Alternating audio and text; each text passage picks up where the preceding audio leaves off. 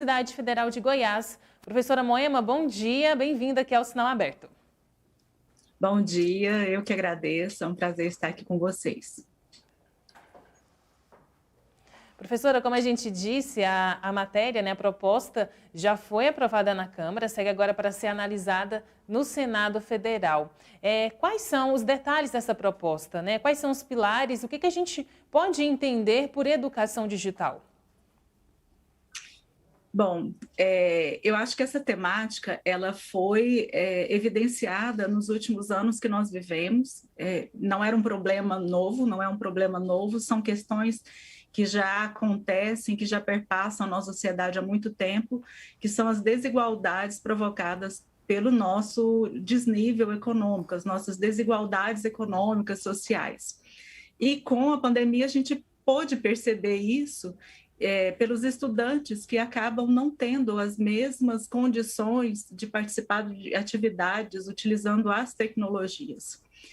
Eu penso que agora o que a gente tem que observar é como vai ser proposta. Essas propostas que acontecem para promover a inserção das tecnologias em ambientes educacionais, elas não são novas, elas já existem há algumas décadas. O que a gente precisa é de ter continuidade nessas ações, avaliação dessas ações e criar condições para que elas aconteçam de forma efetiva.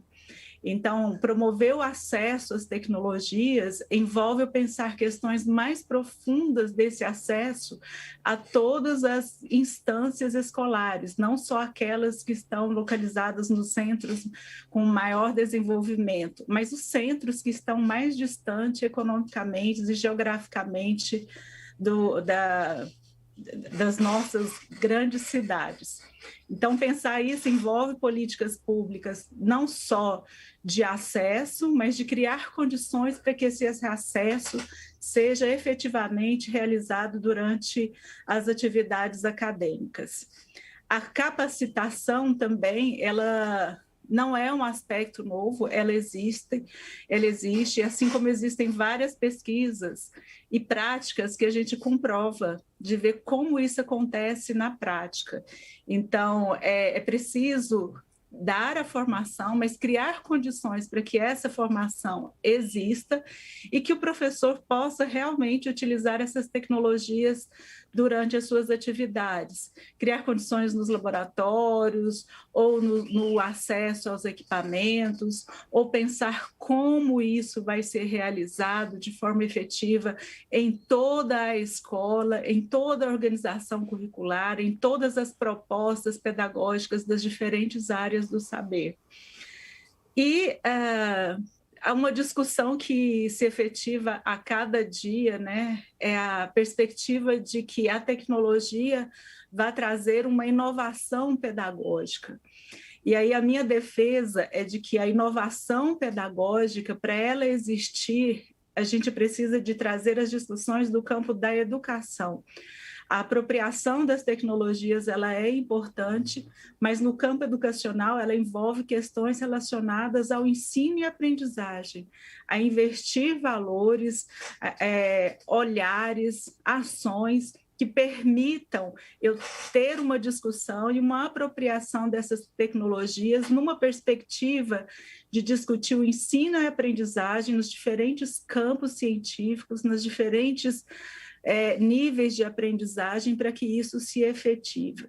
Então, a inovação pedagógica, para ela existir, eu tenho que ter uma discussão de cunho pedagógica, porque na escola o que se efetiva são as relações humanas com a mediação pedagógica do professor e a apropriação do conhecimento científico e do saber do cotidiano. E, professor, um ponto importante, é justamente esse também em relação à formação dos professores, Qual a perspectiva quanto à qualificação profissional e também às práticas de educação em ambientes digitais, em ambientes tecnológicos? A capacitação pedagógica, ela para acontecer, ela precisa de que o professor tenha condições de realizar essa formação, condições objetivas, então, que ele não tenha uma sobrecarga de atividades ao mesmo tempo que tenha que desempenhar suas atividades. Então, o professor precisa de ter condições para realizar essa formação e que ele também tenha, ao mesmo tempo, condições de realizar todo esse planejamento. Então, historicamente, nós tivemos diferentes formações ao longo da carreira do magistério, e um aspecto que sempre marcou muito foram essas possibilidades do professor, ao mesmo tempo, ter condições de realizar essa formação, de pensar o seu dia a dia, de pensar como ele utiliza essas tecnologias para o ensino dos conteúdos que ele trabalha, mas também que ele tenha condições, ao chegar na escola, de utilizar todo aquele conhecimento que foi adquirido ao longo dessa formação de forma imediata. Assim, ele pode intervir sobre a sua prática, ele pode pensar sobre a sua prática, criar novas ações, assim que ele está no desenvolvimento dessa formação. É importante a gente pensar na instrumentalização desse professor, no uso de novos recursos, de novos aplicativos, de novas possibilidades, novas tecnologias, mas é importantíssimo que ele tenha um momento de refletir sobre a sua prática ao utilizar essas tecnologias. A apropriação instrumental ela é importantíssima, mas ela é apenas um estágio do uso das tecnologias em ambientes educacionais, justamente pela especificidade, pela característica do trabalho docente, que é lidar com ensino e aprendizagem nos diferentes níveis. E, professora, né, a proposta que vai ser analisada no Senado, ela tem ali a proposta, na verdade, de conseguir abranger todos os níveis da educação, desde a educação básica à pesquisa. Para a gente conseguir entender, né, um pouco melhor o que significa, o que tem que ser discutido, professora, para a formação de como introduzir esses novos alunos lá da educação básica aos conceitos, por exemplo, de computação, introduzir ali tecnologias digitais a alunos tão novos? Nas etapas iniciais, o estudante ele não está sendo formado para o mercado de trabalho, ele está recebendo uma formação para o desenvolvimento humano dele, e à medida que ele se apropria desses conhecimentos, ele vai ter um reflexo na formação dele para o trabalho. Então, eu advogo pela formação no campo educacional, dos conceitos científicos, dos saberes populares, que ele receba da melhor forma possível estes conhecimentos, porque ao se apropriar disso, ele vai ter condições de estar lidando em qualquer situação que a vida lhe ofereça. Então, não se trata de ter aulas de informática ou de computação, mas que ele utilize da melhor forma possível essas tecnologias que fazem parte do contexto que ele vive. À medida que ele se apropria desse conhecimento e avance na utilização desse conhecimento, ele vai ter reflexos ao longo de sua vida profissional. Então, como pensar nisso? Investir em formação, em pesquisa, que compreenda essa especificidade do campo da educação ao utilizar as tecnologias em campos educacionais, na escola. Cada série, cada etapa tem uma especificidade e a gente não pode desconsiderar o perfil do estudante, o perfil do professor, as características dos conteúdos e como eu vou usufruir dessas características. Caso contrário, eu vou incrementar um conteúdo naquele ambiente escolar sem dar um sentido àquela formação. Então, não se trata disso, mas de usufruir da melhor forma possível em pesquisas que façam essa relação. E aí, essas pesquisas devem ser multidisciplinares, não devem envolver somente a equipe de informática, mas devem envolver principalmente as equipes educacionais que investigam a prática educativa, o ensino e aprendizagem utilizando esses recursos, porque cada conceito científico, cada área do saber tem características distintas. É isso. Outro ponto importante também, professora Moema, né, que está sendo discutido é em relação à conectividade das escolas, né? O que a gente tem que pensar em relação também a esse tema, né? Em garantir a esse aluno e também aos professores, né, o acesso à internet de alta velocidade. Esse também pode ser um dos maiores desafios para a educação digital no Brasil? Esse é, sem dúvida, um grande desafio em função da característica do nosso país ser intercontinental. Então, nós temos os grandes centros que têm um acesso diferenciado e temos regiões brasileiras que a dificuldade de acesso dessas tecnologias é uma realidade. Então, nós vivenciamos isso durante a pandemia com inúmeras reportagens que relatavam justamente isso, que um estudante, um professor, para ter acesso à internet, para desenvolver atividades simples, eles precisavam de fazer várias estratégias para transpor esse obstáculo quando conseguiam.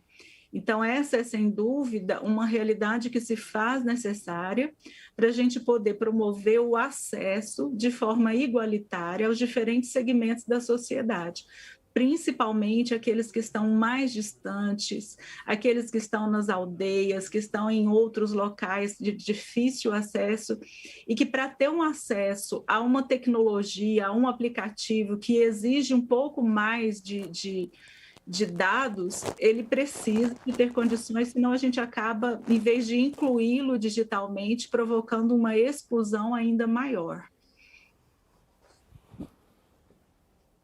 Professora Moema, a Política Nacional de Educação Digital, né, essa proposta, ela é estruturada em 5 eixos. Isso tudo que a gente está conversando aqui durante essa entrevista vai se tornar uma realidade por meio dessa proposta? A gente espera que sim. A gente já tem outras iniciativas que aconteciam ao longo da história que tinham essa proposta. De que, baseada nos eixos de inserção das tecnologias em ambiente escolar, de formação de professor, de investimento em pesquisa, mas o que nós precisamos de ver como essas ações vão realmente acontecer quando elas forem implementadas nas suas diferentes esferas. Então, essas políticas, elas já existiram, a gente não está falando de aspectos novos, a gente precisa de compreender e de observar e acompanhar como elas efetivamente serão implantadas, como os gestores públicos, os gestores das instituições vão utilizar isso de forma efetiva. E aí, mais uma vez, somente o acesso à tecnologia ou uma formação instrumental não dá conta das complexidades que envolvem inserir as tecnologias em campo educacional. Não podemos nos furtar da discussão que perpassa por aspectos do campo educacional, da forma como a educação está sendo desenvolvida no cotidiano das escolas nos diferentes níveis. A inserção da tecnologia em ambientes educacionais é uma face das diferentes complexidades que existem em ambientes educacionais. Então, é necessário a gente acompanhar e a gente espera que isso aconteça e que se efetive realmente, mas para que isso aconteça, a gente tem várias interfaces, vários pilares que precisam ser efetivamente acompanhados e desenvolvidos para que isso realmente aconteça. Pois é, professora, bom dia, Rubens Salomão aqui. A partir dessa questão, né, que foi questionada aqui, perguntada pela Jéssica, quando a gente pensa na execução disso, dessa política, nesse investimento, eu fico pensando, por exemplo, nos municípios, né? Será que os prefeitos e prefeitas vão ter recursos para fazer os investimentos que são previstos na política nacional? A política já prevê isso, talvez eu esteja desinformado sobre a própria matéria, sobre o projeto. Mas a gente fica imaginando que talvez na hora disso ir para a prática, haja ali um problema bem de rotina mesmo, administrativa e financeira, por exemplo, nos municípios. a gente precisa de ter clareza também de como esses gestores municipais vão utilizar esses recursos, né, Rubens? Então, nós tivemos no passado algumas políticas que foram oferecidas e quando a gente consultava o portal de transparência, a gente percebia quais os municípios, quantos municípios efetivamente utilizavam esses recursos com esse objetivo. Então, o que espera-se é que isso realmente aconteça, e aí vale investir também na visibilidade dessas ações junto às diferentes esferas, a esfera federal, a esfera estadual, a esfera municipal. Então, eu acho que nós temos que acompanhar como isso realmente vai acontecer para que não ocorram os desvios. E a transparência de uso desses recursos são fundamentais para a gente acompanhar como isso realmente acontece. Sem dúvida, sem dúvida. E aí aquela questão eterna, né, professora, aí de gestão pública como um todo, assim, uma questão da política no Brasil, né?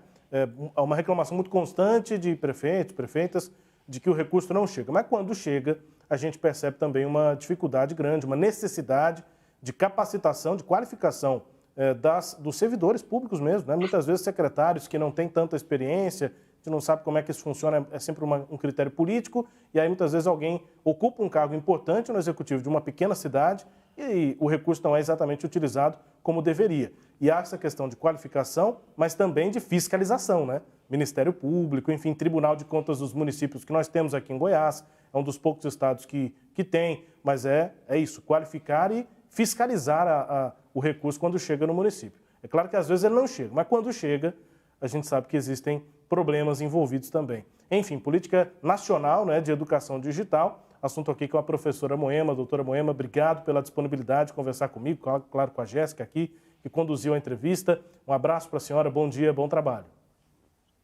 Eu que agradeço, Rubens e Jéssica, tenham um bom dia e estamos à disposição. Obrigado aqui pela disponibilidade.